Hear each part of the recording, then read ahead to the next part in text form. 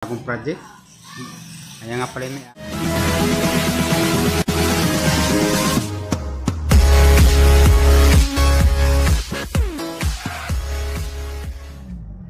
So yun, isang magandang umaga muli sa inyo mga katropa. Welcome back ulit sa ating munting channel. So yun mga katropa, may bagong project na naman tayo at gagawa na tayo ng kisame at saka mga wall. So babaguhin natin tong tindahan na ito mga katropa.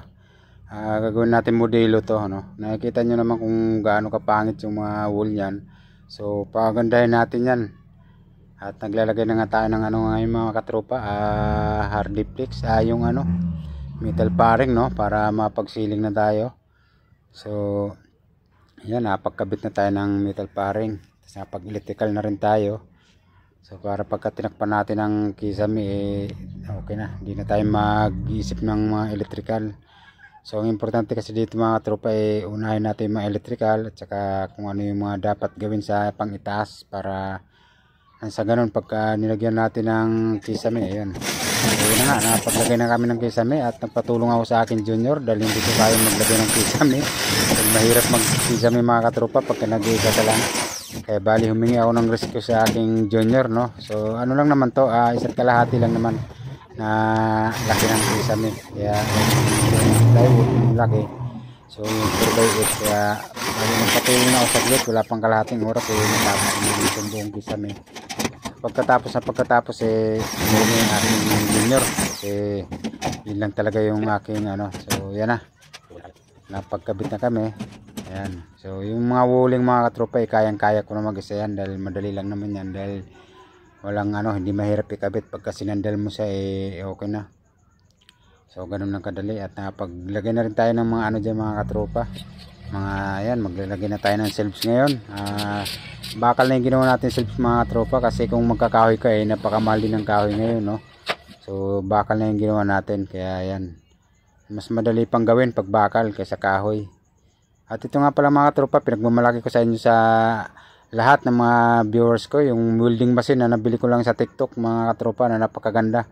So subok ko na siya, napakadami ko ng project na nagawa niyan dahil sa welding machine ko na yan, at murang halaga ng mga katropa. At bigla nga dumating dito yung may-ari. Ayan, at laging pasilip-silip yun dyan dahil malapit lang yun sa bahay nila, nakadikit lang sa bahay nila. So ayan, pinasalanan naman ako. Ayan, so siyempre mayroon muna tayong konting kulitan dahil nandiyan yung may-ari. Gustong-gusto ng may-ari makita yung mga gawa natin. So yan, kaway muna dyan madam, at para sa ating mga viewers. At yan, maraming salamat sa mga supporter natin dyan at saka sa kanyang mga anak. So maraming salamat. So yun nga mga katropa, ito na, mag-ano pa tayo ng mga iniispatan natin mga brace ng sa ganun mas matibay yung paglalapat natin ng sahig. Ayan, naglalagay na tayo ng brace, So yan lang, bawat isang panel tatlong brace na nilagay natin dahil makipit lang naman yung halos 20 cm lang at 25 cm lang yung lapad ng ating shelves, kaya hindi masyadong So yun, maglalagay na nga rin tayo mga tropa ng sahig kasi natapos na natin yung ating shelves. So yung kasunod natin gagawin yung mga tropa gagawa muna tayo ng drawer, Yun, dalawang drawer bali gagawin natin dyan, at saka may isang shelf dyan na maliit sa taas.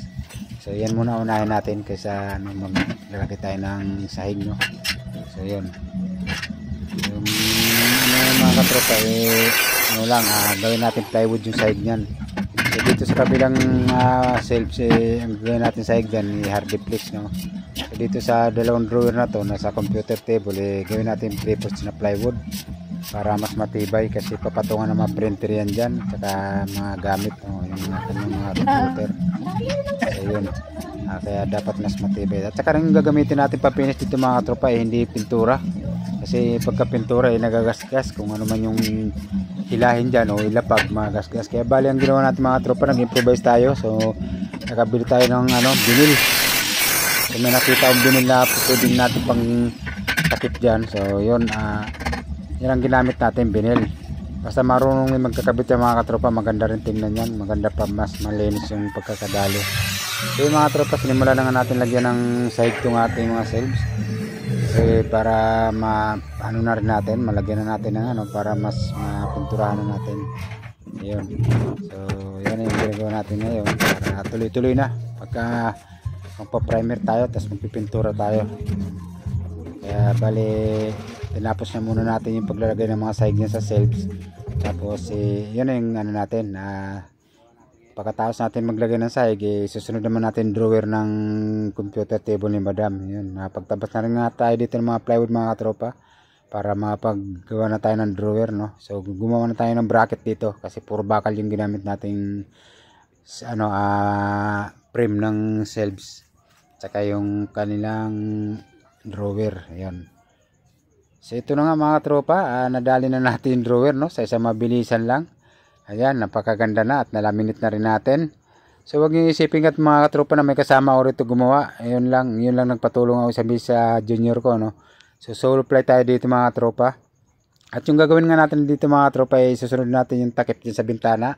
Mag-assemble na tayo ng tubular na 1x1 na 4 na panel yung mga katropa. Bali yun ang gagawin natin ngayon at mag-assemble tayo ng mga tubular na 1x1 para dyan sa saraduhan ng bintana na yan. Dahil gumawa tayo ng improvise na mga katropa, pintuan ng bintana na yan na naka-abaniko siya. So isa ipopold mo lang. So kailangan natin diskartehan kung paano natin gagawin, no. So yun.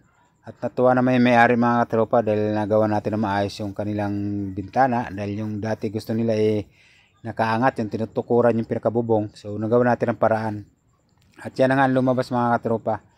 Yan, gumawa na tayo ng panel na tubular na 1x1. Tapos yun. At kinabit na rin natin dito sa bintana na to. Ang mabilisan lang kasi talagang tayo dito, mabilisan yung project natin na to, no? So kahit nag-iisa tayo, nagawa naman natin na maayos. At ito na nga, yan ang ikinalabasan mga katropa. Yan, nakita nyo na primer ko na. So nalagyan na rin natin yung mga tapos na primer natin yung mga bakal para pagka na-finish natin, ayos na, hindi kumatas yung kalawang. Kasi mas mahirap pa sa mga tropa pagka pininturahan mo na walang primer at saka mababakbak rin yung pintura. Kaya dapat ipa-primer muna para mas matibay. So yun, at nakita nyo naman kung gaano kalupit yung ginawa natin pintuan ng bintana mga katropa. Bali 4 na panel yan na naka-cylindrical hinge lang yung ginamit natin na 1/2, no. So sa mga gustong gumawa niya mga katropa, pwede nyong gayahin yan. So nandito tayo sa labas ngayon para ipakita sa inyo kung paano niya isara yung kasi yung may-ari ayaw nang mahasil pagka sinasara yung takip dyan. So gusto niya isang mabilisan lang yan, katulad yan ang ginagawa ko. Ayan, tutulak mo lang yung isang dulo, tapos yun mapupuld na yan hanggang doon sa sulok. So pagdating sa sulok mga tropa, gagawan din natin ng lock yan, para hindi sa gumalaw pagka na-pulled na yung 4 na panel. So yun, nakikita nyo naman dyan kung gaano sa kagaan. At napakagaan lang isara mga tropa, walang kahirap-hirap. Dahil pagka tinanggal mo na yung pinakalock nya, itutulak mo na lang papunta sulok. Ayan, nakikita nyo nasa sulok na siya.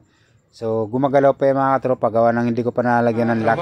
So yung mga tropa, ito nga pala susunod natin gagawin, mag-grinding na tayo ng ating hardiplex na kinabit, no? Kasi mga nakalabas pa yung ulo ng mga ribit na yung mga tropa. Kasi mas importante kasi na mag-grinder yan para mas makinis yung ating pagmamasilya. Kasi pagka hindi mo ginaninder yung mga pinagribitan na, nakalutang yung ulo ng mga yung pinagribitan na alambre. So hindi siya maganda tingnan.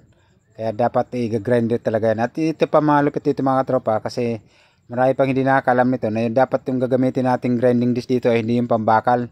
Kung alam niyo yung grinding disc na flap disc, no, yung pangkahoy, so yun ang magandang gamitin sa mga ganitong klaseng ribit. Kasi yan ay hindi napupudpud yung kanyang hardiplex. At yung bakal lang mismo ang kanyang kayang pudpurin, yung kanyang ribit lang.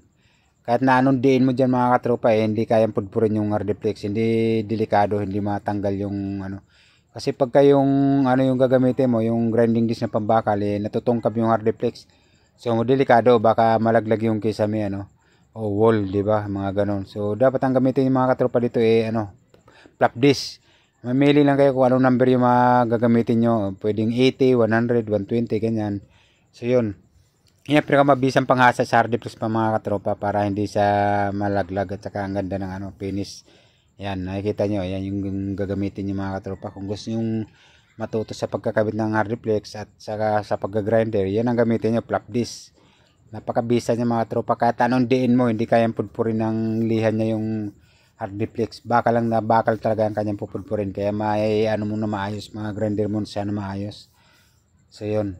Ayan, na malapit na natin matapos mga katropa. Para masundan na rin natin ang masilya yan. Ayan, so napakaganda na ng pagkaka-grinder natin.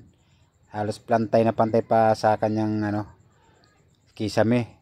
Pagka nilapat mo ng talagang pagka minasilya mo siya, napakaganda. Hindi bakat yung hindi mo makikita yung kanyang pinagribitan. Saka yung mga dugtungan mga tropa. At siyempre, lalagyan pa rin natin ng gasa, Saka ang pinakamabisa dyan mga tropa, ginagamitan natin ng stick wheel. And sa ganun hindi mas kapit na kapit yung ng dugtungan, hindi siya nagbibitak ng talagang tulad ng skim coat yung dinerecho natin dyan, pwede pang malaglag yung masilya dyan pagka hindi tulad na may stick wheel, napakaganda ng kapit ng kanyang haraan ng kanyang skim coat, So yun, isang tip lang yung mga katropa sa mga gusto matuto magkisame, ayan, sa mga gustong matuto grinder ng ganyan mga rivet.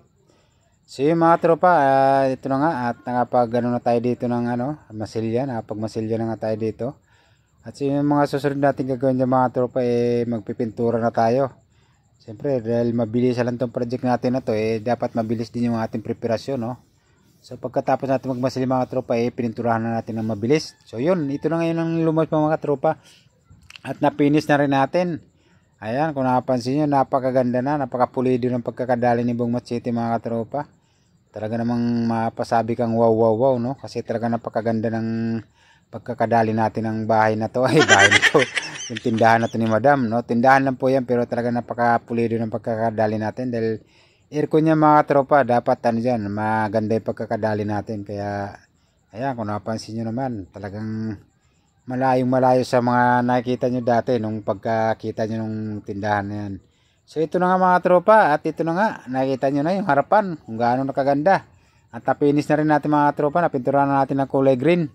So kasi yung gusto na may-ari, kulay green yung pinakababa niya para hindi masyado madumihin, So yan, napinis na rin natin pintuan. So napinturahan na natin ng yung kalahati, nakulayan na rin natin. At ito pa ng malupit mga katropa, Yan, makikita nyo naman kung gaano ka smooth pagka sinasara yung kanyang pinto.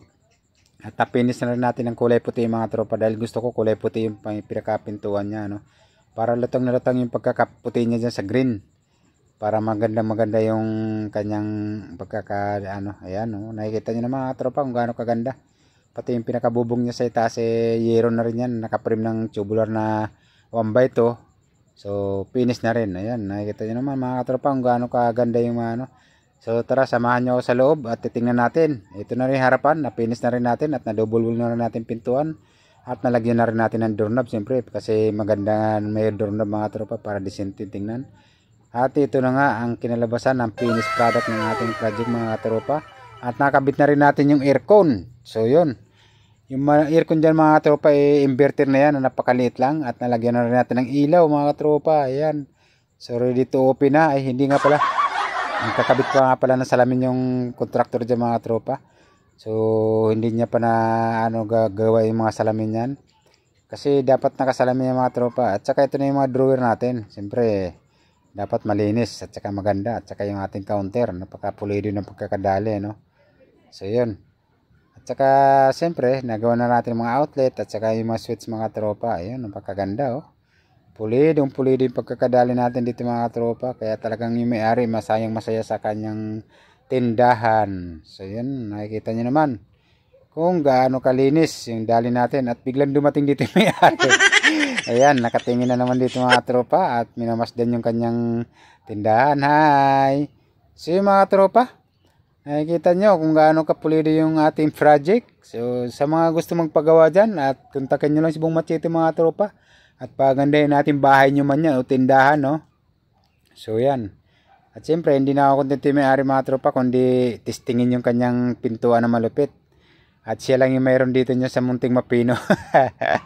Ayun, kung gaano kaganda yung mga tropa. Siyempre kailangan ng dyan, diskarte at pagmamahal sa trabaho. Ayan, gaano kaganda yung mga tropa. Yun lang naman importante sa ating hanap buhay, mahalin natin at siyempre gawin natin maayos para yung mga nakakakita mahihiligan nila magpagawa sa iyo, di ayos na ayos. Ayan, kung gaano kaganda,